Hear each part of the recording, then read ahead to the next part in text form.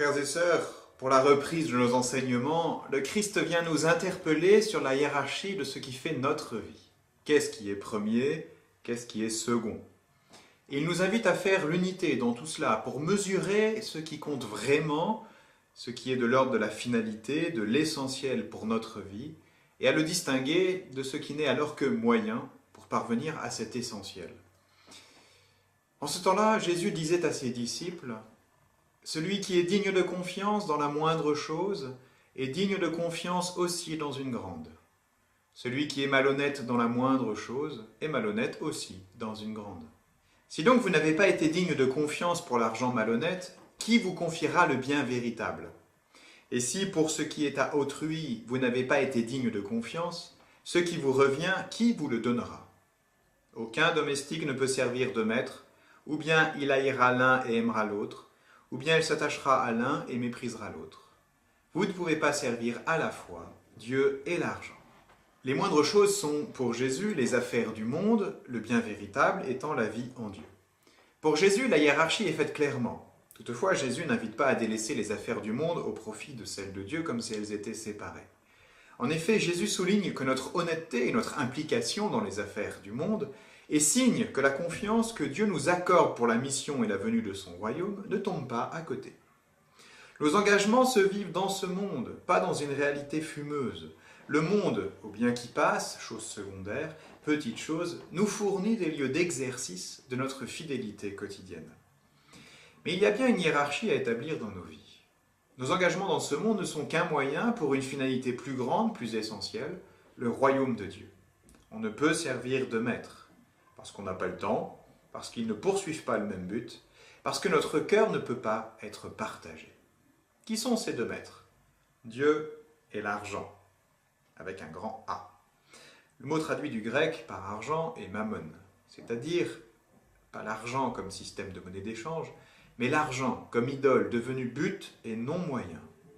Ce qui peut se décliner en gloire humaine, amour-propre démesuré, égoïsme, recherche de vie facile, volonté de puissance, etc. Mais aussi donc tout ce qui peut devenir plus important dans nos vies que l'essentiel donné par Dieu.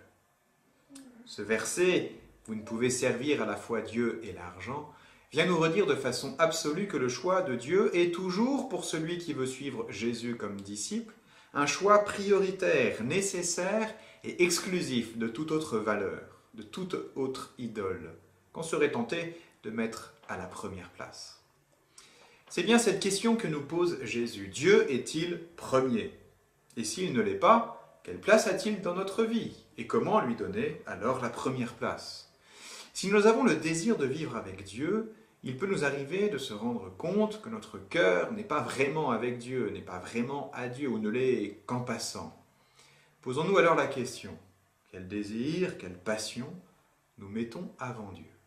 Notons que ce désir ou cette passion n'est pas mauvaise. L'argent en soi n'est pas mauvais, c'est même plutôt utile. Mais si ça devient premier dans ma vie, si c'est ce que je me mets à servir avant de servir Dieu, alors Jésus me redit: « Es-tu certain que cela te rendra heureux? Es-tu en train de me suivre ou non ?»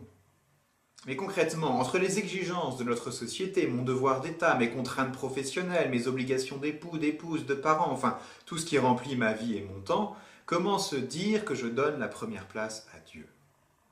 Vous connaissez peut-être l'histoire du bocal. Prenons le temps de l'écouter de nouveau. On demande un jour à un sage professeur une intervention sur le thème de la planification la plus efficace de son temps. Face au groupe attentif de savoir comment être plus rentable dans l'usage de leur agenda, il sort un grand vase en verre vide. Il prit également des gros cailloux qu'il déposa un à un dans le vase jusqu'à ce qu'il soit plein.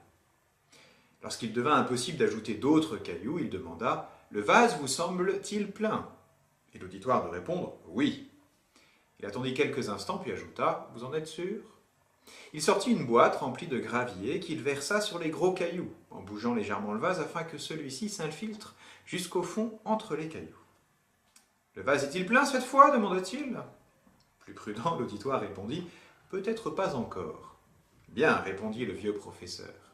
Il sortit cette fois un sac de sable qu'il versa dans le vase. Le sable remplit tous les espaces entre les cailloux et le gravier. Il demanda à nouveau: « Le vase est-il plein maintenant ?» L'auditoire répondit sans hésiter « non ». Le professeur prit alors une carafe posée sur la table et versa l'eau qu'elle contenait dans le vase jusqu'au bord. Il leva alors les yeux vers son auditoire et demanda « Quelle grande vérité nous enseigne cette expérience ?» Le plus audacieux, pensant au thème du cours, la planification du temps, répondit « Ceci montre que même lorsque notre agenda est entièrement rempli, avec un peu de bonne volonté, on peut toujours y ajouter un engagement, une chose supplémentaire à faire. » « Non, » répondit le professeur, « ce n'est pas cela. Cette expérience nous démontre autre chose.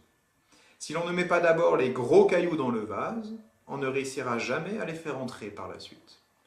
La chose importante est de mettre d'abord ces gros cailloux dans votre agenda. Si l'on donne la priorité à 1000 autres petites choses, le gravillon, le sable, on remplira sa vie de futilité et on ne trouvera jamais le temps de se consacrer aux choses vraiment importantes. Pensez à vous poser souvent la question « Quels sont les gros cailloux dans ma vie ?» et de les mettre à la première place dans votre agenda. Dieu est-il pour nous un gros caillou? Du gravier? Du sable? De l'eau? Comment lui accordons-nous une place dans notre agenda, une place de gros cailloux? La participation toutes les semaines à un petit groupe de maison montre qu'on a le désir de placer Dieu dans notre agenda, comme un gros caillou. Mais est-ce suffisant? Si nous nous rappelons des 5 axes de croissance, des 5 essentiels à une vie chrétienne, chacun devrait être un gros caillou de notre semaine. Ai-je une plage horaire pour la prière? Ai-je une plage horaire pour la fraternité? Ai-je une plage horaire pour la formation? Ai-je une plage horaire pour l'évangélisation? Ai-je une plage horaire pour le service? Bien entendu, dit comme cela, c'est un découpage un peu artificiel, chacun des essentiels étant intimement liés les uns aux autres. Mais il convient de pouvoir faire le point concrètement de sa vie. Quand j'ouvre mon agenda sur une semaine, quelle place occupe ma vie chrétienne? Toutefois, si on reprend l'Évangile, on se rend compte que l'image du gros caillou ne colle pas complètement dans le cas de Dieu. Parce que Dieu nous invite à l'avoir pour unique maître. C'est-à-dire qu'il ne veut pas simplement être un gros caillou dans notre agenda, aussi gros soit-il, mais dans notre agenda complet, il veut être les gros cailloux, le gravier, le sable et même l'eau. Dieu veut en être partie prenante. Une maman me racontait que son enfant d'une dizaine d'années se posait souvent la question de savoir si Dieu approuvait les actes qu'il faisait, du plus important au plus anodin. Eh bien, il me semble que cet enfant a compris, et exprimé avec ses mots certes, ce que voulait dire de servir Dieu dans les petites choses comme dans les grandes. Bon partage.